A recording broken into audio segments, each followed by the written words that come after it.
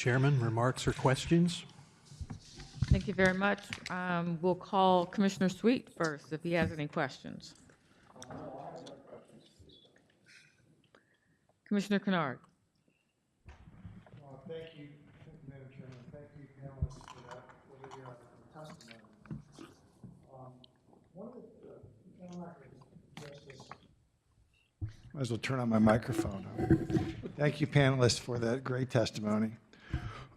I won't call you out directly, but I will address it to questions to the group. So there was a statement made that EGSs have access to customer usage data. What data is available on an AMI basis going back to the EGSs now, or what can they get access to?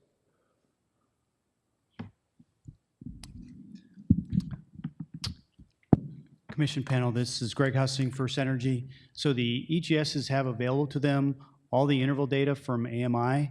So, for residential customers, that's typically an hourly based number that they have access to, the current information for that customer, and also through EDI and through the different mechanisms we have built already in the marketplace, they have access to, all the information on the customer.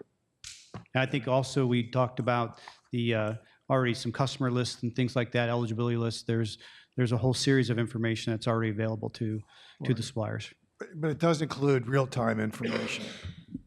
That's correct. Okay.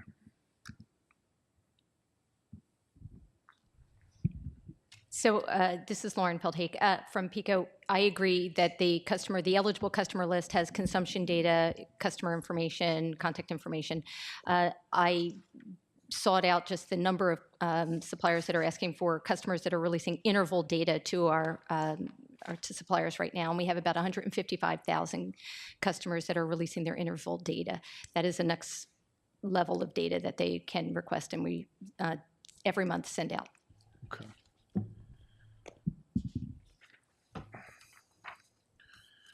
One question I have is deals with smart meters. We have spent a lot of money in Pennsylvania. I think, as the chairman mentioned last time, $2.4 billion was spent in Pennsylvania on smart meters. And does supplier consolidation represent an opportunity to leverage that investment?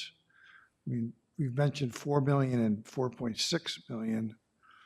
Does those investments made incrementally leverage the smart meters, and what other ways, and this may be an unfair question for this panel, what other services can we provide to customers that leverage the availability of smart meters?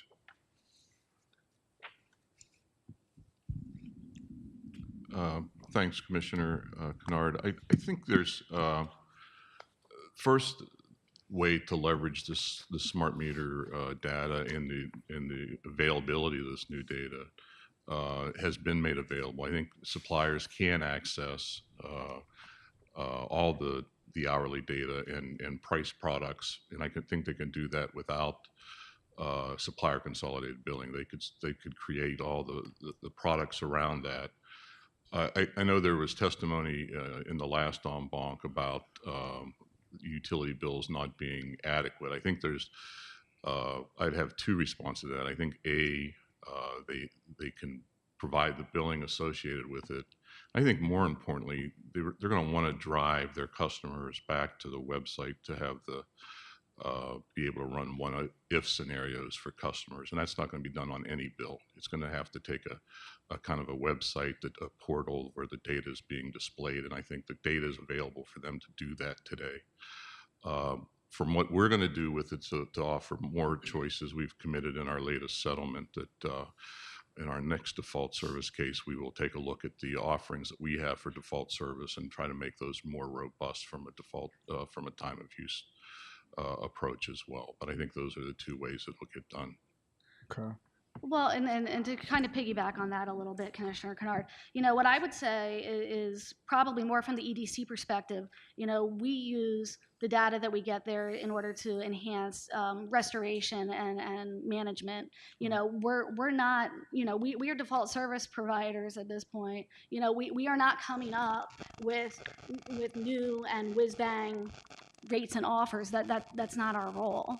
So, I think we have to tread lightly if I would come and start saying that that's what we're doing, because, we have other discussions in addition to who's providing the bill on what types of products are available. Like, as you know, Act 129 does require default service providers to have at least one time of use or real-time price offering. So, I mean, certainly we would look to comply with the law, but we're not looking to expand. I think that question is probably more based for the second panel. Okay, fair enough. The other topic I wanted to raise with you all is the shopping statistics. So let's talk about terms. Shopping is people looking for suppliers. Switching is going to EGSs. I switched back to PPL about 6 months ago, but I shopped and I continue to shop. I just haven't switched. I remain with the EDC. So we have statistics that show that switching has gone down from a high in 2014 of 40% to a current level in the low 30s, from 32%. And it's been a year-over-year deterioration since 2014. If we look at the statistics on our website for PA power switching, the number of hits is also gone down.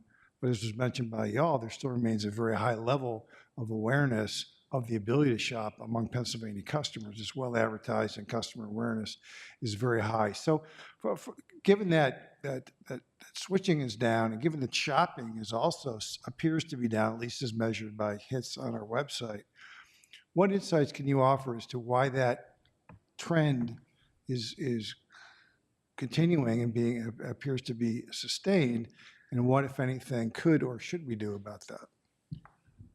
I'll take the first shot at that, Commissioner. Thanks for the question. I think there's a whole host of factors that can affect the amount of shopping or switching that goes on at any particular time. I think weather conditions, prices probably have a lot to do with that. I think whenever the prices go up, people start looking for their options more.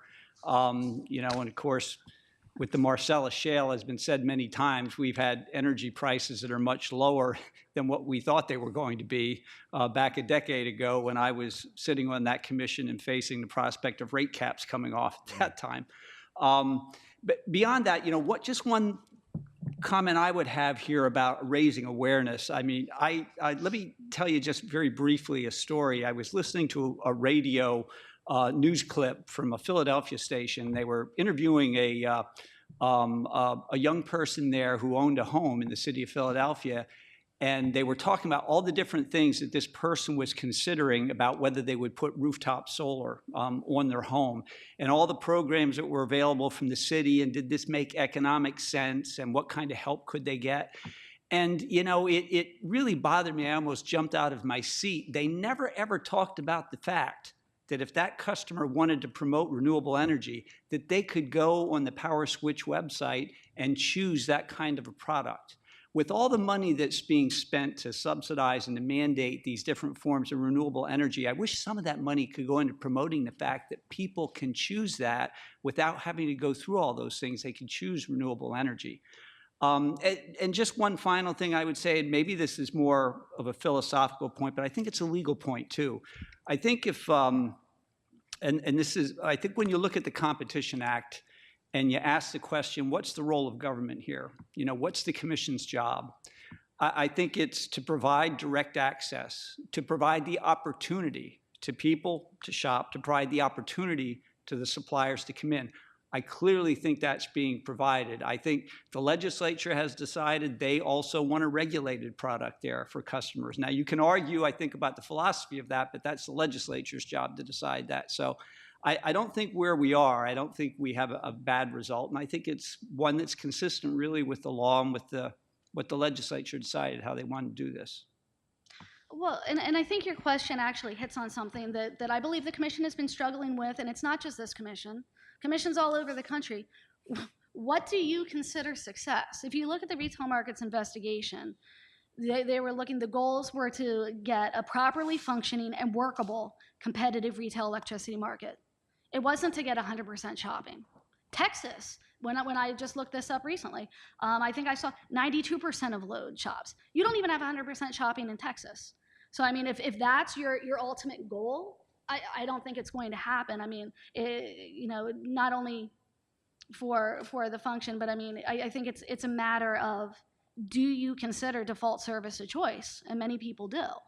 And I mean, I believe in default service and it being competitively procured under the current standard, regardless of an EDC's default service provider or someone else.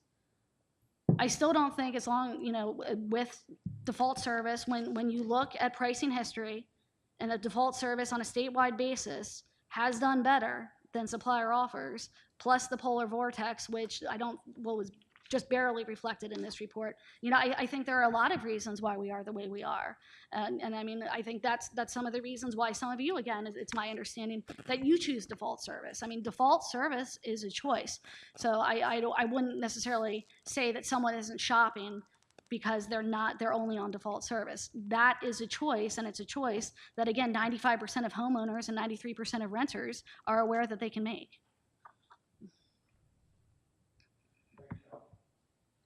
Do this again. Thank you all. Thank you, Madam Chairman. Thank you, Commissioner Kennard. Vice Chairman Place. All right, thank you. To build a little bit, just to sort of close the loop on what Terry particularly was saying, we host PA Power Switch. Should we be hosting PA Power Switch? It's off topic, but I'm curious. Well, I haven't thought about that one. I think from the EDC perspective, we haven't had any problem working with the commission, and we've tried. I think we've done our jobs with all of this in terms of promoting this, in terms of providing information. I frankly haven't thought about Power Switch. I think it's I do think it's a model that other states have sought to emulate. I do think there are questions about how far you go, how much information. And I know after the polar vortex, the commission did review that and make sure they made some changes there to make sure customers had accurate information. From a customer standpoint, having used it and looking at it now in my role just to see what's out there, it certainly is a convenient tool in that respect.